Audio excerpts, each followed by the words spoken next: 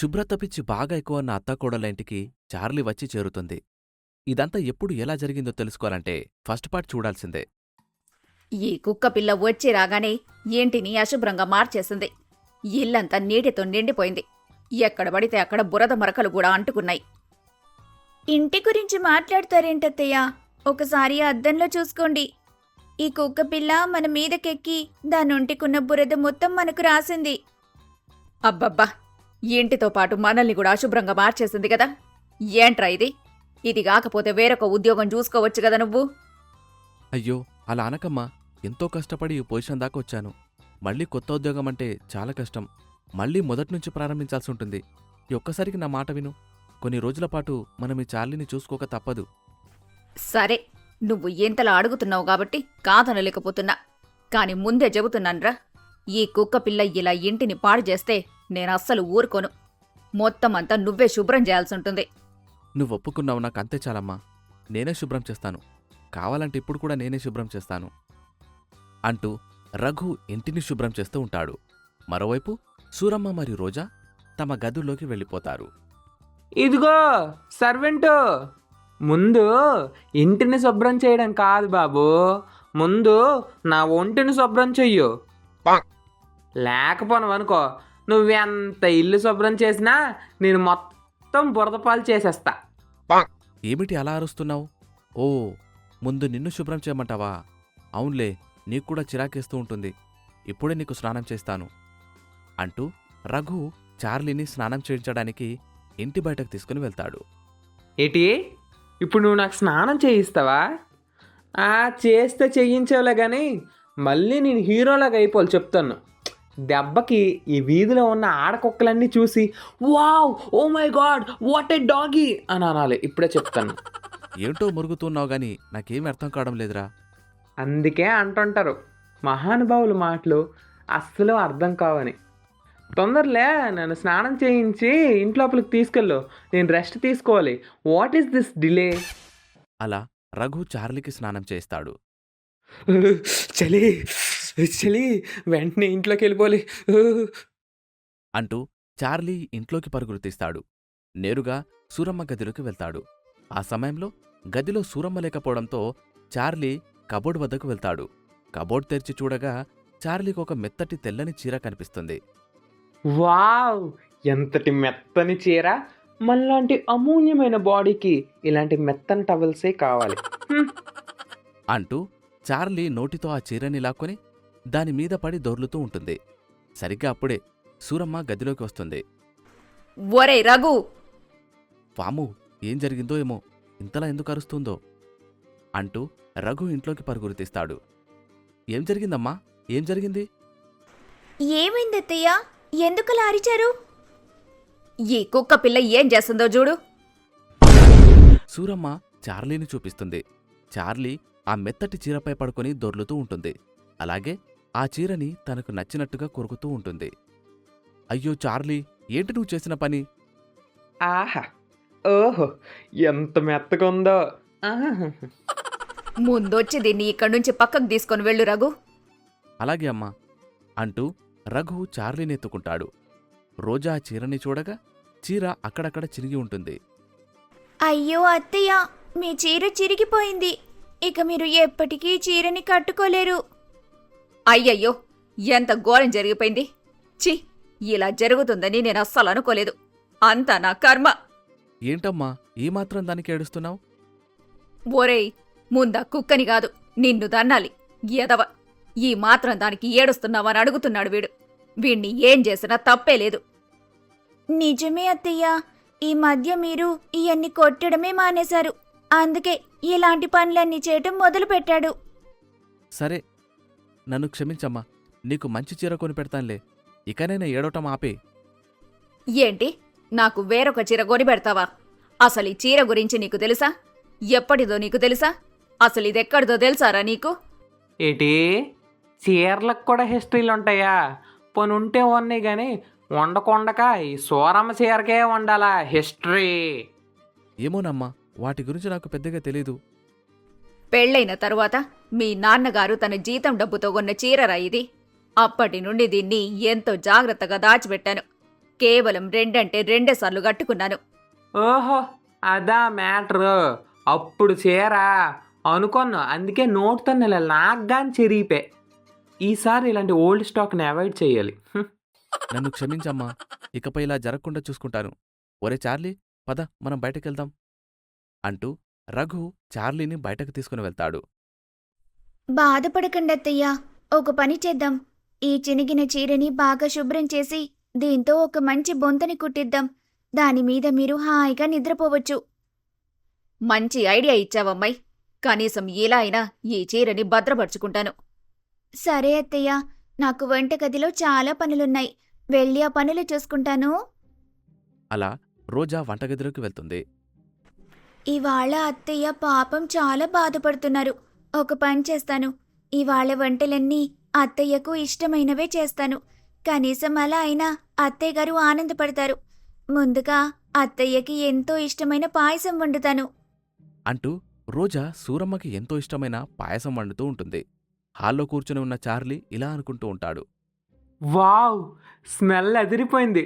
ఏదో అద్భుతమైన వంట వండుతున్నారు. ఇంకేటి వండుతారు? ఈ అద్భుతమైన చార్లీ వాళ్ళ ఇంటికి వచ్చిన సందర్భంగా పాయసమే చేసి అంటారు. వంట అవ్వగానే మొత్తం వెళ్ళి తాగేయాలి. ఇల్లు నాకు గొప్పగా నచ్చేసిందేస్. అలా చార్లీ అనుకుంటూ ఉంటాడు. మరోవైపు రోజా పాయసం తయారుచేసి హాల్లో ఉన్న డైనింగ్ టేబుల్పై పెడుతుంది. వెళ్ళి అత్తయ్య గారిని పిలుచుకునొస్తాను. అరే వద్దొద్దు, ముందు కిచెన్ శుభ్రం చేసుకోవాలి. కిచెన్ శుభ్రంగా ఉంటే అత్తయ్యకి చాలా ఇష్టం. కిచెన్ శుభ్రం చేసి ఆ తర్వాత అత్తయ్యకి పాయసం వడ్డిస్తాను. అని చెప్పి రోజా మళ్ళీ కిచెన్లోకి వెళ్ళిపోతుంది. పాయసం రెడీ అయిపోయిందన్నమాట. ఇంక చార్లీ గడి వెళ్ళి రుచి చూడడమే. పదరా చార్లీ, వాళ్ళు నీకోసం అంత కష్టపడి చేశారు, కాస్త టేస్ట్ చూసి పెడుదువా అంటూ చార్లీ డైనింగ్ టేబుల్ పైకెక్కి పెద్ద పాత్రలో ఉన్న పాయసాన్ని రుచి చూస్తాడు. పర్వాలేదులే, ఇంటి కోడలు వంటలు గట్రా బాగానే చేస్తున్నది. మనం అడ్జస్ట్ అయిపోవచ్చు ఇంట్లో. ఇంకెందుకు లేటు, పాయసం టేస్ట్ చూసేద్దామా అంటూ చార్లీ పాయసం తాగుతూ ఉంటుంది. అరే, మొత్తం తాగిస్తే ఏం బాగుంటుంది? ఇంట్లో ఉన్నోళ్ళు కూడా మనుషులే కదా, వాళ్ళకి కొంచెం పెడదాం. ఏంటో దానగుణం ఎక్కువైపోతున్నది నాకు ఈ మధ్య. అలా అనుకుని చార్లీ తిరిగి సోఫా మీదకు వెళ్ళి కూర్చుంటుంది. హాయిగా కొనుక్కు తీస్తుంది. మరోవైపు సూరమ్మ తన గదిలో నుండి బయటకొస్తుంది. నా కోడలు పిల్ల ఏం చేస్తుంది? ఓ, వంటగదిలో ఉన్నట్టుంది. ఏదేమైనా నా కోడలు చాలా మంచిది. వంటగదిని విడిచిపెట్టి అసలు బయటికి కూడా రాదు. అయితే వంట చేస్తుంది, లేకపోతే వంటగదిని శుభ్రం చేస్తుంది. ఇలాంటి కోడలు దొరకడం నిజంగా నా అదృష్టం అంటూ సూరమ్మ వచ్చి డైనింగ్ టేబుల్పై కూర్చుంటుంది. డైనింగ్ టేబుల్పై పాత్రలో ఉన్న పాయసం కనిపిస్తుంది. వెంటనే ఆ పాయసాన్ని రుచి చూస్తుంది. పాయసం భలే ఉందే. కాని ఏంటి, ఈ రోజా కేవలం 2 గరిటెల పాయసం మాత్రమే చేసింది. కాని రుచి మాత్రం అద్భుతంగా ఉంది. ఎన్నో ఏళ్ల నుండి పాయసం చేస్తుంది గాని ఇలాంటి రుచి ఎప్పుడు రాలేదు. ఎందుకో మరి. అలా అనుకుంటూ సూరమ్మ తన కోడలైన రోజాని పిలుస్తుంది. రోజా, పాయసం అద్భుతంగా ఉందే. కాని కేవలం 2 గంటల పాయసమే మాత్రమే ఎందుకు చేశావు? ఏంటి 2 గరిటెలా? లేదత్తయ్యా, నేను పాత్ర నిండా పాయసాన్ని వండాను. అయితే ఇందులో పాయసం లేదే? అరే, పాయసం ఏమైపోయినట్టు? నేను నిజంగా ఈ పాత్ర నిండా పాయసాన్ని చేశానత్తయ్యా. కానీ కేవలం ఇంతే పాయసం ఎందుకుందో అర్థం కావటం లేదు. అలా ఆశ్చర్యపోతూ అత్తాకోడళ్ళిద్దరూ చార్లీ వైపు చూస్తారు. చార్లీ మీసాలకు పాలంటుకొని ఉంటాయి. అర్థమైన సూరమ్మ మరియు రోజా ఇద్దరూ మళ్లీ గట్టిగా కేకలు వేస్తారు. ఒరే రఘు! ఏమండి? అమ్మో, ఏమైంది? ఎందుకిలా గట్టిగరిచారు? నా కోడలు నా కోసమని పాయసం తయారు చేస్తే ఈ చార్లీ మొత్తం దాగేసిందిరా. ఓ 2 స్పూన్ల పాయసాన్ని మాత్రం విడిచిపెట్టింది. పాపం అత్తయ్య గారు, చార్లీ మిగిల్చిన పాయసాన్ని తెలియకుండా తాగేశారు. ఏంటి, చార్లీ మిగిల్చిన పాయసాన్ని తాగిందా? ఏంటమ్మా నువ్వు, చూసుకోవాలి కదా. ఎంత ధైర్యం రా నీకు? ఈ కుక్క పిల్లని ఇంట్లోకి తీసుకొనొచ్చి నానా సమస్యల్ని క్రియేట్ చేస్తున్నదే కాకుండా నవ్వుతావా? నిన్నసలేం చేస్తాను చూడు అంటూ సూరమ్మ ఆ పాయసం పాత్రని తీసుకుని రఘుతలపై గట్టిగా కొడుతుంది. ఇప్పుడు నవ్వుకోరా ఎదవా అని చెప్పి సూరమ్మ గదిలోకి వెళ్ళిపోతుంది. అయిందా? బాగైందా? ఈ కుక్క పిల్ల వచ్చినప్పటి నుండి ఇంట్లో అన్ని సమస్యలే. ఈ కుక్క పిల్ల ఇంటి నుండి ఎప్పుడు బయటికి వెళ్ళిపోతుందో ఏమో. అంటూ రోజా చార్లీపై మరింత ద్వేషాన్ని పెంచుకుంటుంది. అందరిని ఇబ్బంది పెట్టి ఎలా నిద్రపోతుందో చూడు. ఏది ఏమైనా నాకీ కుక్కపిల్లపై అస్సలు కోపం రావడం లేదు. చూడ్డానికి ఎంతో ముద్దుగా ఉంది. చిన్నప్పుడు నేను ఎలాంటి అల్లరి పనులు చేసేవాడినో అది కూడా అలాంటి అల్లరి పనులే చేస్తుంది. నాకు నమ్మకముంది, తప్పకుండా అమ్మ మరియు రోజా ఈ చార్లీని ప్రేమిస్తారు. కాస్త సమయం పడుతుందంతే. అలా రఘు నిద్రపోతూ ఉన్న చార్లీ వద్ద కూర్చొని చార్లీని చూస్తూ ఉంటాడు. ఇంతలో వీధిలో ఉన్న ఆడవాళ్లందరూ ఇంటికి వస్తారు. ఏంటి అందరు ఇలా వచ్చారు? కాలనీలో ఏదైనా సెలబ్రేషన్స్ ఉన్నాయా? ఆ అలాంటిదే. అన్నట్టు సూరమ్మ రోజా కనిపించడం లేదేంటి? ఇప్పుడే వారు తమ గదిలోకి వెళ్లారు. ఆగండి, ఇప్పుడే పిలుస్తాను. అలా రఘు రోజాని మరియు సూరమ్మని పిలుస్తాడు. రోజా మరియు సూరమ్మ వారి గదిలో నుంచి బయటకొస్తారు. ఏంటి సూరమ్మ, చెప్పనేలేదు. మీరు కొత్తగా కుక్కపిల్లని కొనుక్కున్నట్టున్నారు. ఆ అవును, అది నిజమే. ఈ కొత్త కుక్కపిల్లని మేమే కొనుక్కున్నాంలే. చూడ్డానికి చాలా అందంగా ఉంది. నాకు కూడా కుక్కపిల్లలంటే చాలా ఇష్టం. నువ్వు నిజంగా చాలా మంచిదానివి. ఈ కాలంలో అందరూ ఏవేవో బ్రీడ్ కుక్కపిల్లల్ని పెంచుకుంటూ ఉంటారు. కాని నువ్వేమో మన వీధిలో ఉండే కుక్కపిల్లని పెంచుకుంటున్నావు. దీన్ని బట్టి అర్థం చేసుకోవచ్చు నువ్వెంత మంచిదానివో.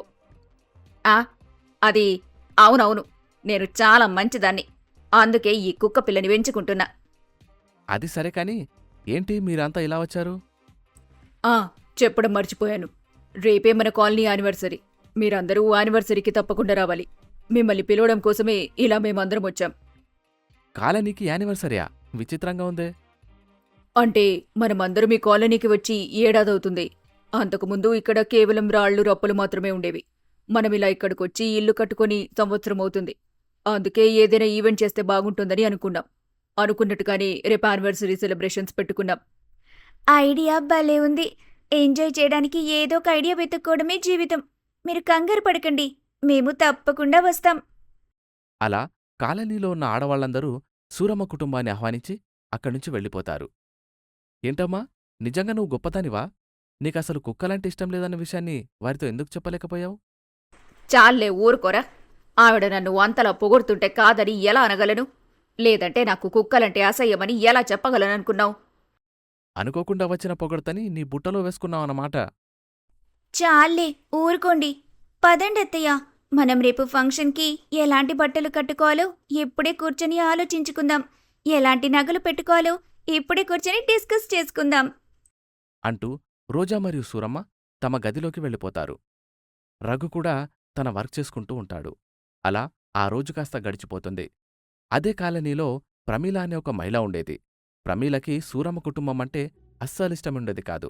ఎలా అయినా సూరమ్మ కుటుంబంపై బురద చల్లాలని అనుకుంటూ ఉండేది. ఏంటి, యానివర్సరీ ఫంక్షన్కి ఆ సూరమ్మ కుటుంబం కూడా వస్తుందా? అవును ప్రమిళ, మన కాలనీ లేడీ ప్రెసిడెంట్ అయిన పంకజం గారు ఆమెను కూడా ఫంక్షన్కి ఇన్వైట్ చేశారులే. అసలు ఆ సూరమ్మని అలాగే తన కుటుంబాన్ని చూస్తే నాకు చాలా కోపం వస్తుంది. ఎలా అయినా ఈ ఫంక్షన్కి వాడుకొని వారి పరువు తీయాలి. అలాగే, తప్పకుండా తీసేద్దాం. అయినా మనకు చాడీలు చెప్పి పరుగులు తీయడం ఏమైనా కొత్త? బాగా చెప్పావు. అలా ప్రమీల మరియు సుజాత సూరమ్మ కుటుంబాన్ని అవమానించాలి అని నిర్ణయించుకుంటారు. మరోవైపు సూరమ్మ మరియు రోజా చక్కగా తయారవుతారు. రఘు కూడా చక్కగా తయారవుతాడు. ఈలేటి ఏదో ఫ్యాషన్ షోకి తయారైనట్టు ఎంత గట్టి తయారైపోనరు. ఓహో, నిన్న ఒక ఆంటీ వచ్చి ఫంక్షన్కి పిలిచింది కదా, అక్కడ గల ఫ్యామిలీ వెళ్ళిపోతాను రమ్మ ఒక ఫంక్షన్కి. పిలడమే చాలు. వీళ్ళు ఎంత రెడీ అయినా ఈ చార్లీలాగా సహజ సౌందర్యం ఎవరికి రాదు. ఏటో దేవుడిచ్చాడు నాకు, మరి ఏం చేస్తాం. ఏంట్రా, ఈ కుక్క పిల్ల మా ఇద్దరిని చూసి అలా మురుగుతుంది. ఇంతకీ ఏమనుకుంటుంది ఇది? మిమ్మల్ని పొగుడుతున్నట్టుందమ్మా. మీరు వాడి కండ్లకు అందంగా కనిపించినట్టున్నారు. హాహాహా, ఈడేటి మొత్తం రివర్స్లో చెప్తాండు. వీళ్ళు అందంగా ఉన్నారట. వీళ్ళని ఒక్కసారి చూడగానే తులుక్కు పడ్డానమ్మా. రాత్రి కల్లోకి గట్ట వస్తారేటని ఇప్పటి నుంచే భయం వేసేస్తుంది నాకు. అయినా మా కుక్కల భాష ఈ మనుషులకు కానీ అర్థమైపోయింది అనుకో, మేము తిట్టిన తిట్లకి వీళ్ళు నుయ్యో గొయ్యో చూసుకొని ఉన్నాం.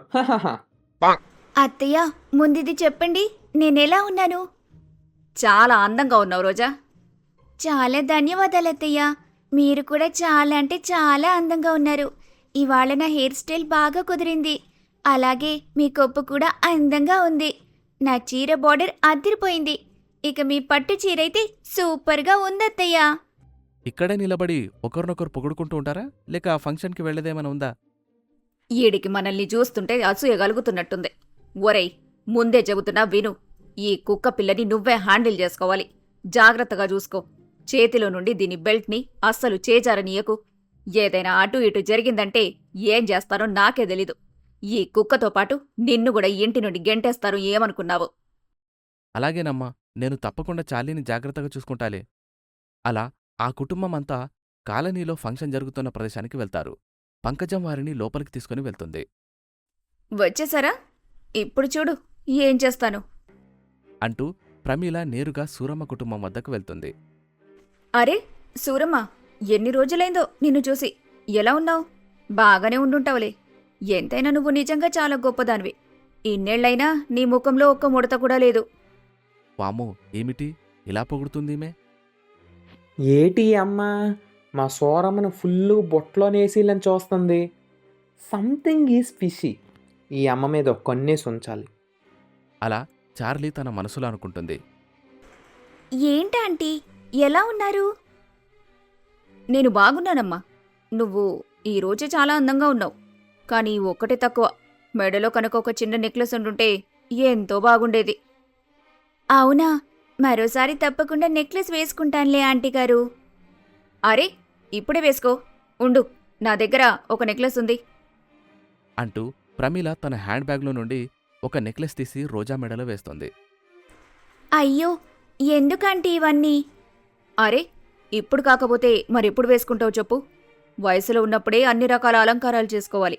నిజానికి ఈ నెక్లెస్ నేను ఇక్కడికి వేసుకొని వచ్చాను. కానీ నాకు చాలా ఓవర్గా అనిపించింది. ఈ వయసులో ఇలాంటి నెక్లెస్ నేను వేసుకుంటే ఏం బాగుంటుందని తీసి బ్యాగ్లో పెట్టుకున్నాను. ఇంతలో నువ్వు కనిపించావు. నీలాంటి పిల్లలకు ఈ నెక్లెస్ చాలా బాగుంటుంది. ఎప్పుడో 10 ఏళ్ల క్రితం కొన్న డైమండ్ నెక్లెస్ ఇది. అమ్మో, అవునా? చాలా ఖరీదైన నెక్లెస్ అన్నమాట.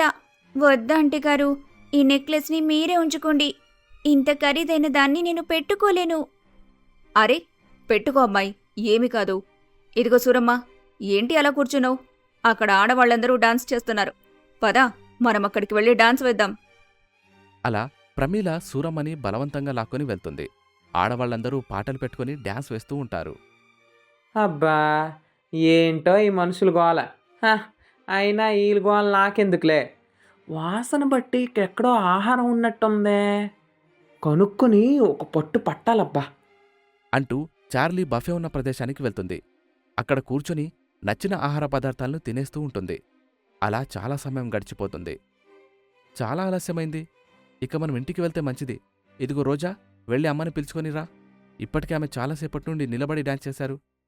అవునండి, ఇప్పుడే వెళ్ళి పిలుచుకుని వస్తాను. అలా రోజా డాన్స్ వేస్తూ ఉన్న సూరమ్మ వద్దకు వెళ్తుంది. అత్తయ్య, ఇక మనం ఇంటికి వెళ్దాం పదండి. అవునమ్మాయి, నేను కూడా అదే అనుకుంటున్నా. ఇదిగో ప్రమీల, మాకు బాగా ఆలస్యమైంది. మేమిక ఇంటికి బయలుదేరతాంలే. అవునా ఆంటీ గారు, ఇదిగోండి మీ నెక్లెస్ తీసుకోండి. అయ్యో, నా హ్యాండ్ బ్యాగ్ నా దగ్గర లేదమ్మా. ఇప్పుడు నేను ఇక్కడ అందరితో కలిసి డాన్స్ చేస్తున్నాను. ఇలా నెక్లెస్ చేతిలో పట్టుకుని డాన్స్ వేయలేను కదా. ఇదిగో, ఈ నెక్లెస్ని నువ్వే నా హ్యాండ్ బ్యాగ్లో పెట్టేయ్. నా హ్యాండ్ బ్యాగ్ అక్కడ కనిపిస్తున్న టేబుల్ మీదుంది. అలా ప్రమీల రోజాతో చెప్తుంది. ప్రమీల ఏమాత్రం పట్టించుకోకుండా డాన్సులో మునిగిపోతుంది. ఇక రోజా ప్రమీల చెప్పినట్టుగానే ఆ నెక్లెస్ని తీసుకుని వెళ్ళి ప్రమీల హ్యాండ్ బ్యాగ్లోనే పెడుతుంది. ఆ తర్వాత సూరమ్మ కుటుంబం భోజనం చేసి తమ ఇంటికి వెళ్ళిపోతారు. మీకు తెలుసా, ఈరోజు ఫంక్షన్లో ఉన్న సగం ఫుడ్ మొత్తం మన చార్లీగాడే తిన్నాడు. అవునా? ఏంటత్తయ్య మీరు నవ్వుతున్నారు? అలా తినడం ఏమైనా బాగుంటుందా చెప్పండి?